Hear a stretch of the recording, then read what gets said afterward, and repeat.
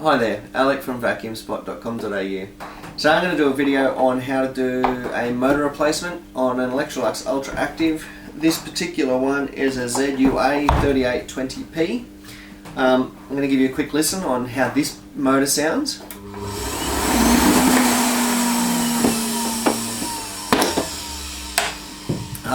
Bad. It sounds bad. This particular one has been run for way too long with a filter that's full, so the air's not getting out of the motor, which is causing it to run real hot, and basically it's causing the brushes in the motor to wear out. Before I go on, I'm going to take the cord out. Look, this is actually pretty common with bagless vacuums, that because the filters are not changed as often as you might change a bagged vacuum's bag, the motor is under a lot more pressure. So hey, let's get into this. Take out the easy stuff and then just grab out the little filter cage at the front. Okay, so that's inside here. You see this also, far too dirty. That needs to be changed a lot more frequently. And now, the tricky part with these ones is to be able to get the buttons off and the selector out without wrecking the body around it. Okay, so what you need is the tiniest screwdriver that you can get your hands onto. I'm still yet to find a way to get these out totally without scratching it, but the smaller screwdriver goes in here and you lever at the same time, and you just give it a little assistance from further up. Okay, so now the switch pops right up. Take the spring off and just put it in the switch housing. And the same story here. So it goes in at this angled part. I'll try and do this. There we go. And then you'll wiggle the switch up. Alright. As always, keep everything nice and neat so that you know where you're going. Now, here, what we're going to do is there are 3 locking points, here, here and here, so outside edge, middle, outside edge. You're going to come in and just pop that little lug away from the blue edge. It's sitting underneath there. So you go in, out, and out. And from there, get a slightly larger screwdriver, put it in on an angle and then twist. Yeah? There we go. Okay. So you can see you've got this little locator here and this little metal, I don't even know what that does, but to be honest with you, it falls out way too often. So pop it aside and just be aware that you're likely to just keep an eye on those. So from here, it gets a little bit quicker.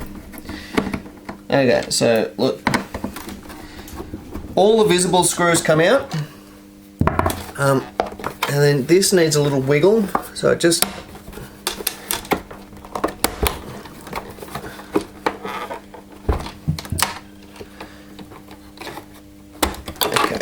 there we go.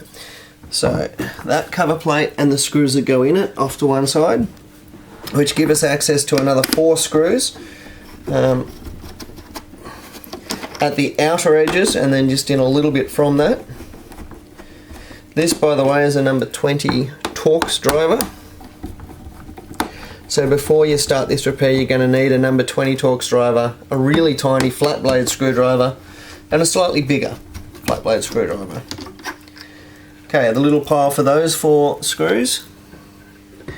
Now, what we need next is to take this blue cover off, grab our middle size screwdriver. Now it goes under, so between the silver and the blue, and it's just a gradual lift. You should hear it pop. There we go. So then, you're actually pulling it back, and at the same time you're pushing down. Hang on, sorry, I'm getting a no from the cameraman. So it's back and down. There we go. So I'm pushing this down, and you can see why it goes down, because we've got a lip under here that has to be released from the under edge. That one to one side, 2 more screws under here.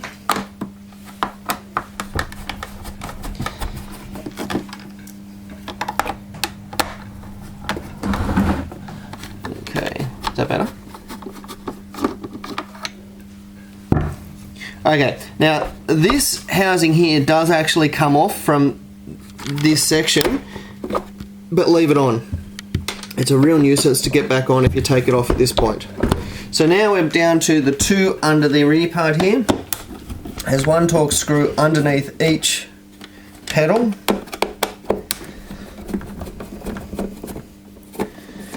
Okay, now from here, this is just kind of a, we're just trying to get this top body just to lift off. Okay, now with the models further up in the range, there's actually a cord that runs up and around to the front part here, which means you can't just lift it off and chuck it to one side. Just keep your area neat once again, and that won't be a problem. So now we've got two more screws to come off. These two are here and inside the handle, and this will release the handle support, I suppose you'd call it. Okay, that goes to one side with the screws near it, so you know which screws went where. Okay, so now we've got these bluey coloured dress things that can just sit off, and this gives us access to our final 1, 2, 3, 5 screws. Okay. One here, 1, 2,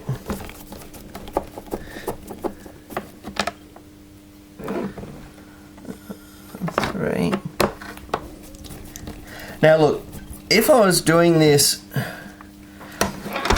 at the moment I'm trying to get this done pretty quickly because these videos take for flippin' ever to upload to YouTube. But ordinarily, I don't know if you can see down into this one.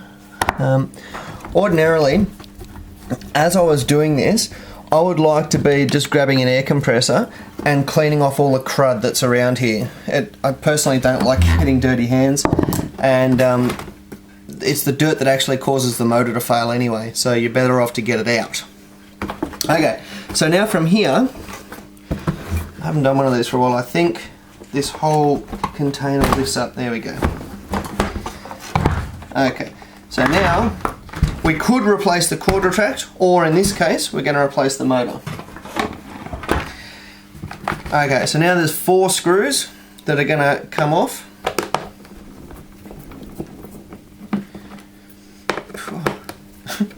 Just for reference sake, guys, this really stinks. I don't know what, I would guess, if I was guessing, I think this machine's from a farm, and I don't know, it smells very farmy to me, and not in a good way. Alright, those 4 screws off to one side. Now what we're going to do is just lift up this. You'll note that I'm actually leaving the circuit board here as part of that.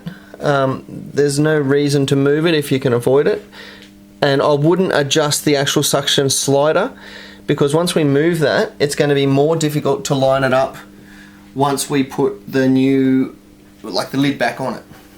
Alright, so now we just grab out our motor, also filthy, and there are little connectors, so that's 1, 2. Okay, so old motor out,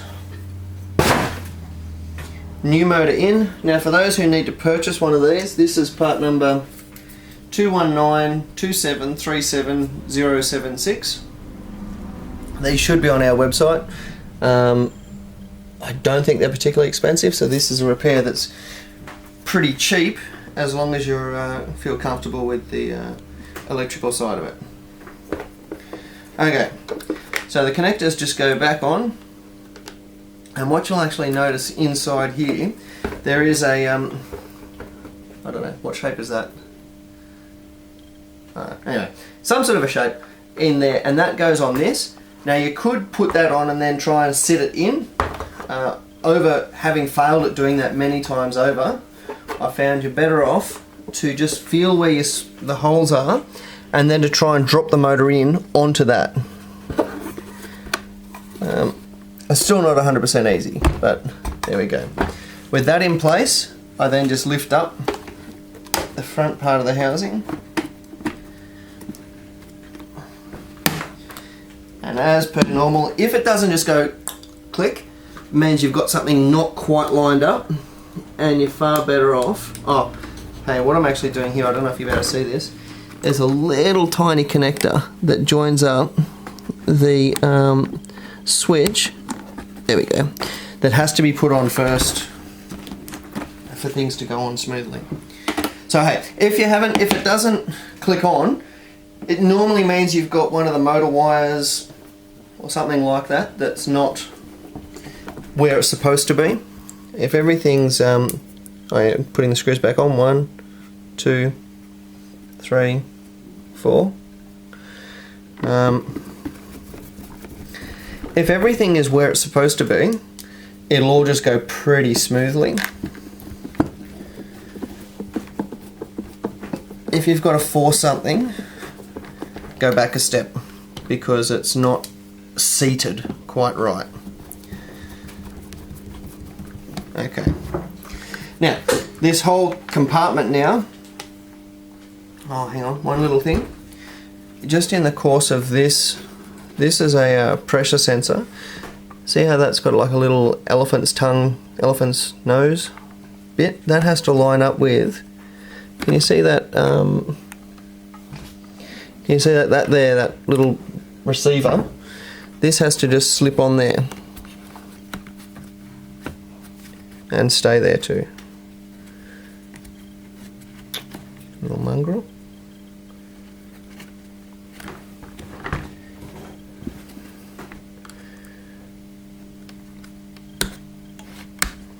These are pretty fiddly if you can't already guess.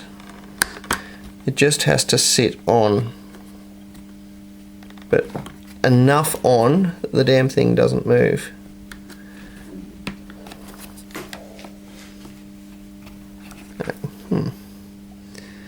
Sorry, this is not terribly compelling viewing, just a bit of my finger in the viewfinder. There we go. Okay, so hold that, and then that just sits up around there. Okay, now this just drops back in, and we're going to line up with the grooves. Going to line up this screw hole with the holes here, and also, if you'll notice here, you've got a little groove in the base. That's going to line up with this center groove here. That's just going to drop in. Now the tricky bit is getting the rear end to line up. So if you want to move around the back here, there we go. Okay, so I'll redo that. So this normally wants to sit like that, but you've actually got to sort of tilt it forward a little bit because, there we go, that now sits in much better. Okay, and it's good because at the same time as that's happened, our front has all lined up as well and it's sat. So, now, 2 screws at the back.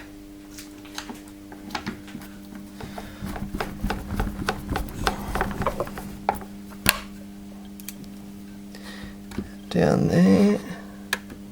Oops.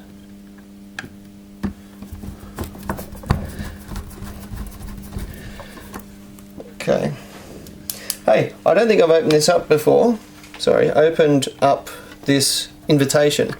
But if you all are doing a video, a repair of a machine, it'd be really awesome if you sent me a copy, and I can probably put it up on our channel so you can help other people. Providing it's a successful repair, of course. Please don't send me all the failed repairs. Okay, now once that's sitting in, then it comes onto the handle. Sorry, the handle support.